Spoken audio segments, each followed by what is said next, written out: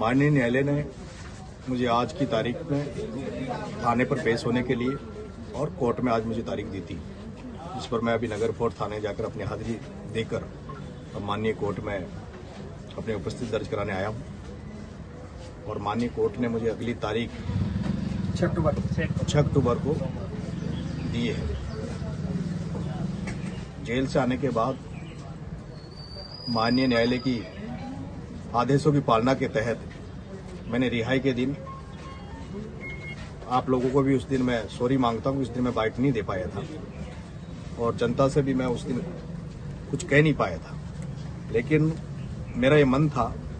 कि मैं जेल से निकलने के बाद सबसे पहले छबड़ा विधानसभा और देवली विधानसभा के डोर टू डोर जाकर घर घर जाकर वहां के लोगों को धन्यवाद ज्ञापित करूं, उनसे उनका आभार व्यक्त करूं, उन्हें इस बात का धन्यवाद दूं कि जिस नरेश को राजनीतिक पटल पर राष्ट्रीय पार्टियां देख नहीं रही थी, नजरअंदाज कर रही थी, उस नरेश को राजनीति में और जो सामाजिक क्रांति नरेश मीणा करना चाहता है, उस सामाजिक क्रांति में भी इस कद पर बिठा देना ताकि जनता मुझे एक जिम्मेदार व्यक्ति के रूप में देखे। उसके लिए मैं छबड़ा और देवली विधानसभा की जनता को, जनार्दन को बहुत बहुत धन्यवाद देता हूं कि आज जो नरेश है वो उनकी वजह से है। और उनके बाद में जब मैं जेल गया, जेल जाने के बाद जो पूरे राजस्थान के लोगों का आशीर्वाद मुझे मिला, जनता का आशीर्वाद मुझे मिला, आप पत्रकार भाइयों का भी आशीर्वाद जो मुझे मिला, उसके लिए मैं पूरे राजस्थान की जनता का और आप लोगों का भी आभार व्यक्त करता हूं। ये जो मेरा प्लान था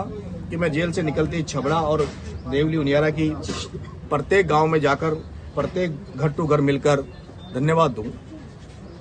अब जब मैं जेल से निकला हूं और मैं देख रहा हूं कि पूरे राजस्थान की जनता ने जिस तरह से मुझे आशीर्वाद दिया है,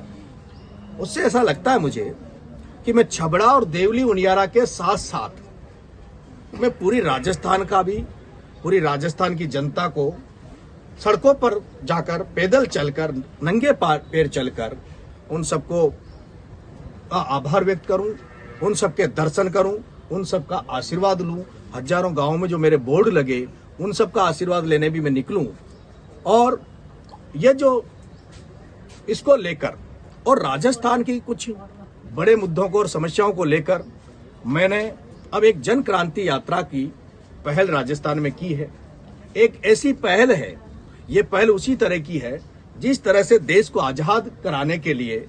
भगत सिंह और महात्मा गांधी ने की थी। जहां एक तरफ भगत सिंह ने क्रांतिकारी इंकलाब का नारा दिया, वहीं दूसरी तरफ महात्मा गांधी ने सत्याग्रह का अपनाकर इस देश को आजाद कराया। आज ये देश आजाद तो हो गया,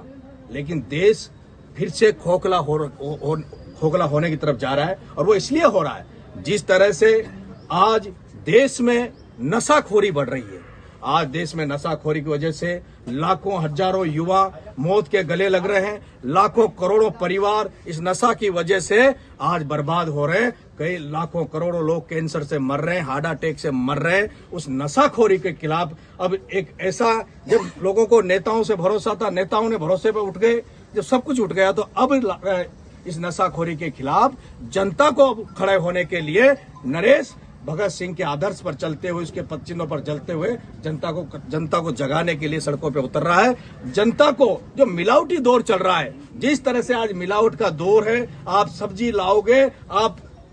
फल फ्रूट लाओगे, आप दूध घी जो भी खाने की चीजें हैं, जब आपके घर में आती है तो आपको डर लगता है कि इसमें कोई केमिकल तो मिला हुआ नहीं है, इसमें कोई इस तरह का तो जहर नहीं है जिससे हमारे परिवार मर जाए, हमारा नुकसान हो रहा है। और आज आप सब मीडिया साथी देख ही रहे होंगे गाँव की